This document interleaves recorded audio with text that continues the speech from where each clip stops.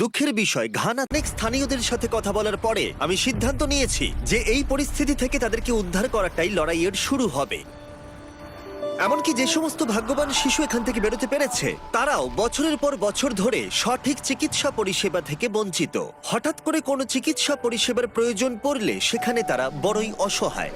তাই আমরা ঘানায় একটা সার্জিক্যাল সেন্টার বানাচ্ছি, যেহেতু এখানে চিকিৎসা পরিষেবার অভাব রয়েছে। যেমন এই দুই ভাই আর্নেস্ট এবং রিচমেন্ড, যারা কৃতদাসের মতো কাজ করে, ওদের মাত্র 16 বছর বয়সে উদ্ধার করা হয়েছিল ওদের বাবা মা ছেড়ে দেবার পরে।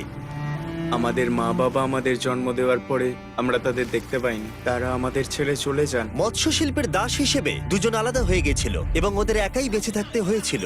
ওরা জানতো না আবার কখনো ওদের দেখা হবে কিনা। মাঝে মাঝে ওরা এমন ভাবে টানবে যে তুমি জলে পড়ে যাবে। আর যদি তুমি সাঁতার কাটতে না পারো তাহলে তুমি মরে যাবে। আমার 20 জন বন্ধু মারা গেছে। কিন্তু সৌভাগ্যবশত এই দুই ভাইকে ঘানার মেগা ডিফেন্স ফাউন্ডেশন উদ্ধার করে, যাদের অন্য নাম জিম্যাড। এই সংগঠন ঘানার শিশু দাসত্বের বিরুদ্ধে লড়াই করে।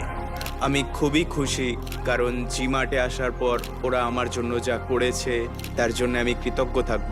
বর্তমানে জিম্যাড এই অবহেলিত ও অনাথ শিশুদের আশ্রয় হিসেবে কাজ করে, যাতে তারা অতীতের শৃঙ্খল ভেঙে ভালোবাসা ও যত্নের জীবন পেতে পারে। লক্ষ্য হলো তাদের পুনর্বাসন এবং তাদের শিক্ষিত করা, যাতে তারা যখন বড় হবে তাদের নিজেদের জীবন তারা নিজেরাই তৈরি করতে পারবে।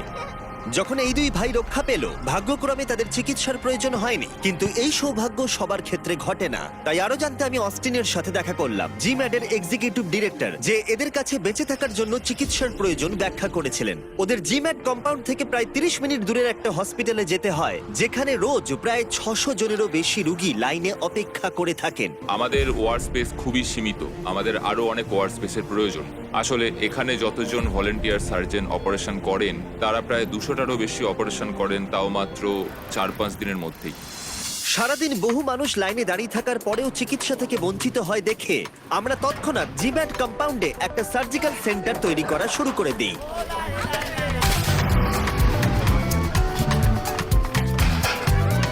যখন প্রজেক্টের কাজ চলছিল, আমরা শিশুদের সাথে সময় কাটালাম আর কম্পাউন্ডে ওদের শৈশব উপভোগ করলাম।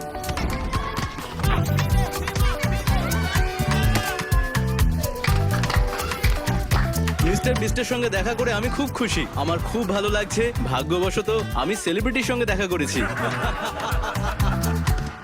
যেসব বাচ্চারা ঘানায় জন্মায় তাদের জীবনটা আলাদা, তাদের নিজেদের গল্প আছে এবং সেটা সত্যিই খুব পাওয়ারফুল, কারণ পরিস্থিতি তাদের খুব কম বয়স থেকেই অনেক কিছু শিখিয়ে দেয়। এই সমস্ত শিশুদের মুখে হাসি দেখার পরে কেউ বুঝতে পারবে না ওদের জীবনে এতটা অন্ধকার লুকিয়ে আছে। যদি কোরি আর স্টেসি হফম্যান না থাকতো, যারা 12 বছর আগে জিম্যাড প্রতিষ্ঠা করেছিল, তাহলে সবকিছুই হতো না। আমরা যখন প্রথম ঘানায় এসেছিলাম, আমরা তখন উপলব্ধি করলাম যে এখানে প্রচুর বাচ্চা, আর এদের হয়ে কথা বলার কেউ নেই। এই বাচ্চাগুলোর বাঁচার জন্য পরিবার প্রয়োজন। সার্জিক্যাল সেন্টারের কনস্ট্রাকশন প্রায় কমপ্লিট হয়ে যাবার পরে আমরা কিছু স্বেচ্ছাসেবক সার্জনদের কাছ থেকে তাদের অভিজ্ঞতা শুনলাম। আমরা গতকাল যখন এখানে এসেছিলাম তখন সম্ভবত প্রায় 600 জন লোক এখানে চিকিৎসা করানোর জন্য ভিড় করেছিল, আর এত লোকের আর্তনাদ শুনে আমরা সত্যিই কষ্ট পাচ্ছিলাম। এখানে যে সমস্ত স্বেচ্ছাসেবক ডাক্তার এবং সার্জনরা কাজ করে, তারা প্রায়শই এমন গুরুতর কেস দেখেন যেগুলো তারা তাদের গোটা জীবনে কখনো দেখেননি।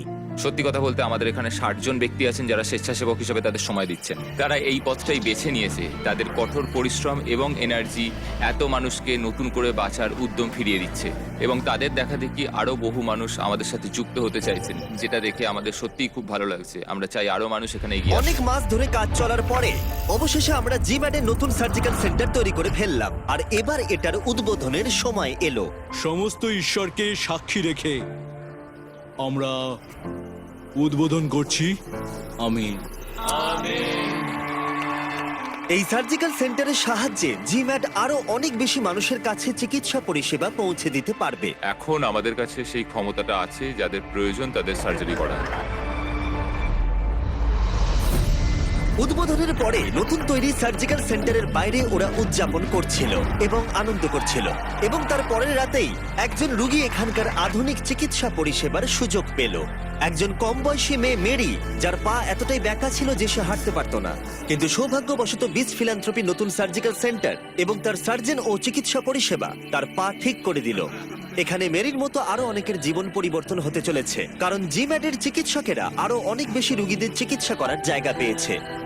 তোমরা যদি এই কাজের অংশীদার হতে চাও যেটা জিম্যাট করছে, তাহলে নিচে ডেসক্রিপশনে দেওয়া লিংকে ক্লিক করো আর ডোনেট করো। সত্যি বলতে তোমাদের সাহায্যেই জিম্যাট আরো অনেক শিশুদের সাহায্য করতে পারবে আর ওদেরকে যত্ন ভালোবাসা দিতে পারবে। ডেসক্রিপশনের লিংকে যাও আর সাহায্য করার চেষ্টা করো। তোমরা পারলে এটা করো, কারণ এটা ওদের কাছে অনেক বড় পাওনা আর আমার কাছেও। আমি স্পেশাল থ্যাঙ্কস জানাতে চাই অক্স ব্লুকে এই ভিডিওতে টাইম ল্যাপস ক্যামেরাগুলো আমাদের ডোনেট করার জন্য। তোমরা সত্যিই অসাধারণ।